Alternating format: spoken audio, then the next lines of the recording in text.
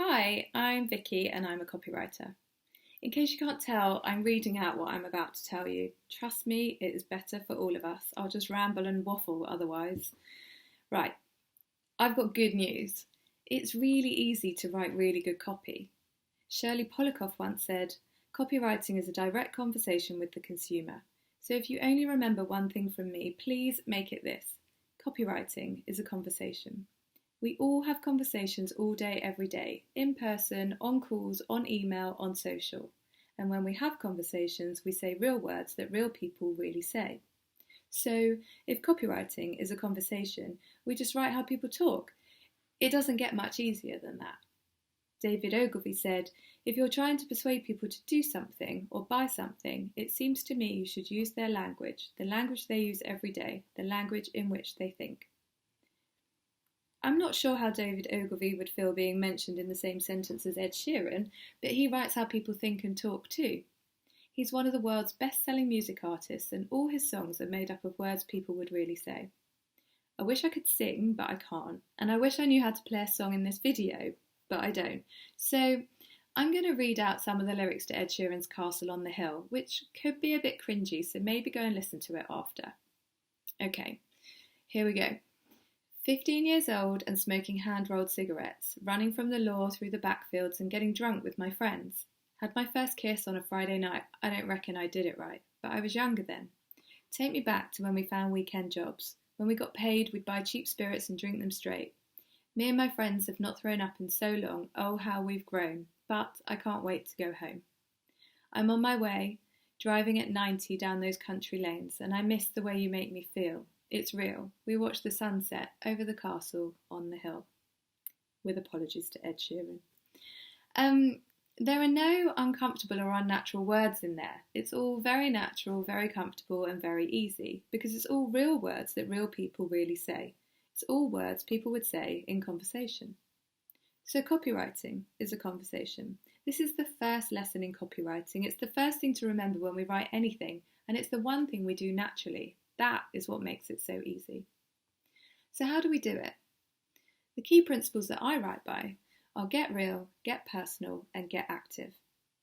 Get real is all about everyday language, the language your audience uses every day and the words real people really say. To make copy always get real, I swap words for contractions. If you think about how people talk, they don't really use full and formal words and phrases like we were taught to write at school.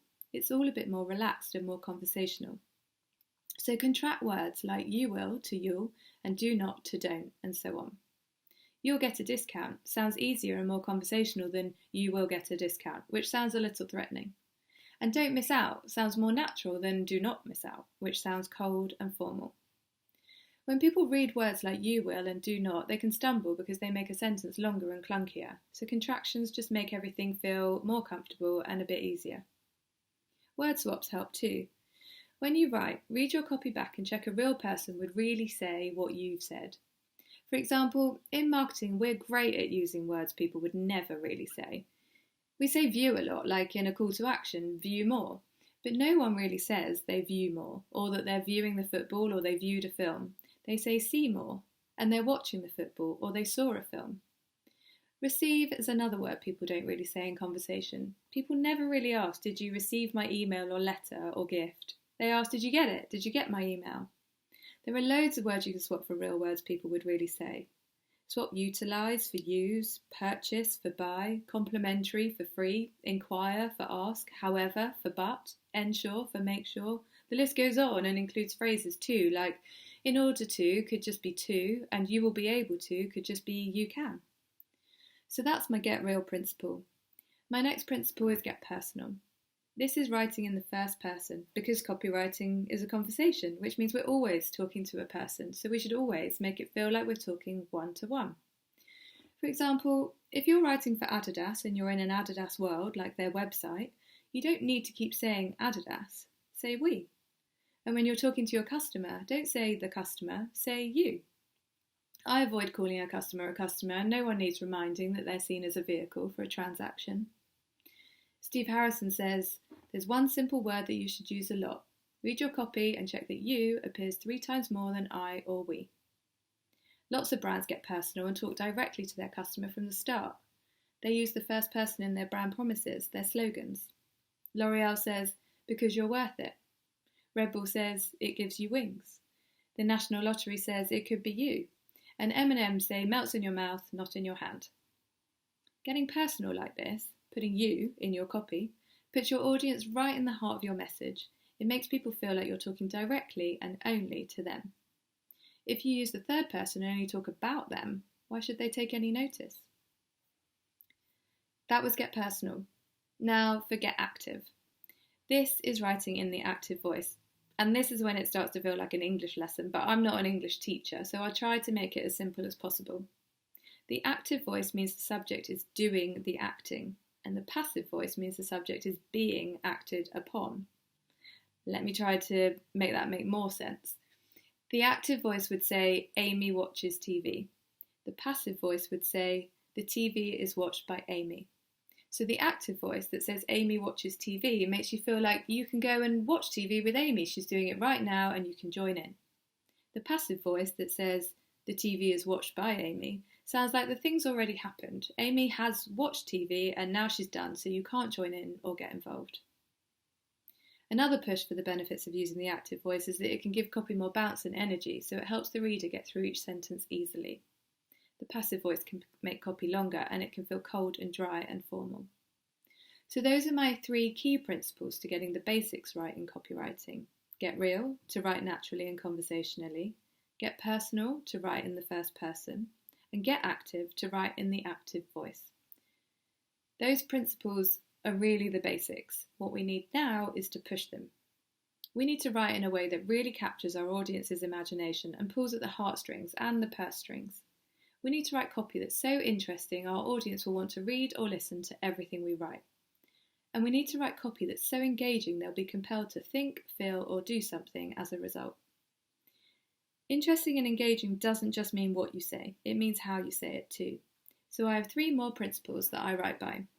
Make words work, make words count, and make words dance. First, let's look at making our words work. This is where we write with impact. We give every word a job to do. If we fill our copy with emotion, our audience will feel something, and if they feel something, they might do something like buy or click or share or whatever it is you want them to do. Glenn Fisher says, people rarely buy features. People sometimes buy benefits. People always buy emotions. So really get inside the story you're telling. Find the emotion, the thing that will hit the audience in the heart. It's usually something they can relate to, so you must know your stuff and write openly and honestly. Next is make your words count. This is about using meaningful words, not wasting space with irrelevant words like adjectives that become wallpaper when we use too many too often. They just lose all meaning and audiences see right through them.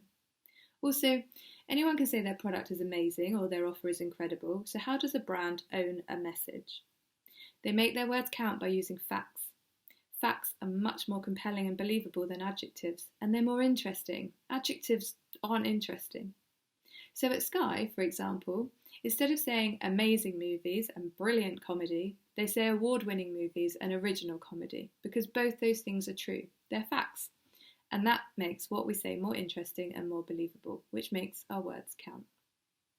Finally, let's look at making our words dance. This is the bit where we add rhythm and pace to make copy energetic and memorable, and we get active, which I talked about earlier. The best way for me to tell you how to make your words dance is to read someone else's words. This is by writer and author Gary Provost. He writes, "This sentence has 5 words. Here are 5 more words. 5-word sentences are fine, but several together become monotonous. Listen to what is happening. The writing is getting boring. The sound of it drones. It's like a stuck record. The ear demands some variety. Now listen. I vary the sentence length and I create music. Music. The writing sings. It has a pleasant rhythm, a lilt, a harmony. I use short sentences, and I use sentences of medium length. And sometimes, when I am certain the reader is rested, I will engage him with a sentence of considerable length, a sentence that burns with energy and builds with all the impetus of a crescendo, the roll of the drums, the crash of the cymbals, sounds that say, listen to this, it is important." You should have this saved on your computer if not printed out and kept by your desk. It's called "This Sentence Has 5 Words. Google it and you'll find it. It will guide you when you're writing. It will help you know when to pause, when to stop, and when to keep going. There are loads of techniques to help make your words dance. Swap commas for full stops for a punchy sentence or statement. Rhyme so words dance in the reader's mind and become memorable. Alliterate so words roll off the tongue when they're read. Repeat words or statements, but make sure it's for effect, not because you forgot you already said something. The power of three is another technique for making your words dance. Writers, not just copywriters, use it because it helps shorten sentences or thoughts for a powerful impact. Julius Caesar said, "He came, he saw, he conquered." The French national motto is liberty, equality, fraternity. And back in the world of copywriting, Kellogg's Rice Krispies slogan is snap, crackle, pop. McDonald's says, "I'm loving it." Nike says, "Just do it." Tesco says, "Every little helps." Adidas says, "Impossible is nothing." And KFC says, "Finger licking good." Although not at the moment, as we're all being encouraged to keep our hands clean. So, those are my 3 key principles for pushing your copywriting. Make your words work to get people to think, feel, and do. Make your words count to use facts, not meaningless adjectives. And make your words dance to add rhythm and pace. I hope all this has been of some help. Do contact me if you'd like to learn more. I can send you lots of articles and book recommendations. But for now, thank you very much for watching.